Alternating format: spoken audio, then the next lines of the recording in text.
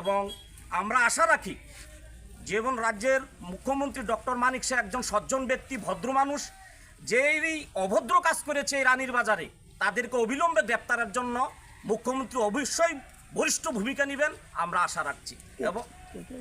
এবং আমরা আজকে এই রানীর বাজারে অঘটন শুনেই আমরা কিছু খাদ্য সামগ্রী নিয়ে এসেছি, যাদের বাড়িঘর জলে গিয়েছে, নিঃস্ব হয়ে গিয়েছে, ছোট্ট একটা মানে কিছু খাওয়ার নেই তাদের কাছে। এই জন্য তাদের কথা শুনে আমরা কিছু খাদ্য সামগ্রী নিয়ে এসেছি।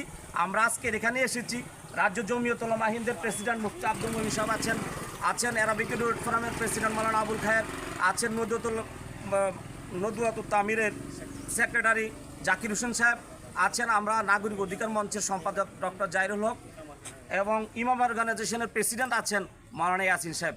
আমরা প্রত্যেকটা সংগঠনের একজন প্রতিনিধি এই জন্য এসেছি। প্রত্যেকটা সংগঠন অরাজনৈতিক সংগঠন, আমাদের কাছে কোনো রাজনীতি নেই। আমরা রাজনীতির ঊর্ধ্বে উঠে মানুষের সেবায়, মানুষের জন্য কাজ করছি।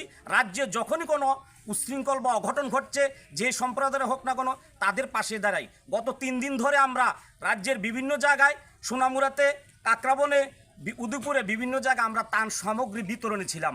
আমাদের কাছে ছিল না কোনো জাতি, ভেদ, ধর্ম। আমরা প্রত্যেকটা সম্প্রদায়ের মানুষের কাছে পৌঁছে দিয়েছি ত্রাণ সামগ্রী, আমরা নিজ হাতে পৌঁছে দিয়েছি। কিন্তু এতদিন ছিল না আমাদের কাছে কোনো ধর্ম, কিন্তু গতকাল হঠাৎ করে রাত্রি শুনি আমরা আমাদের মধ্যে আবাদি বিভেদ। এই জন্য আমরা চাই না বিভেদ, আমরা চাই ঐক্য।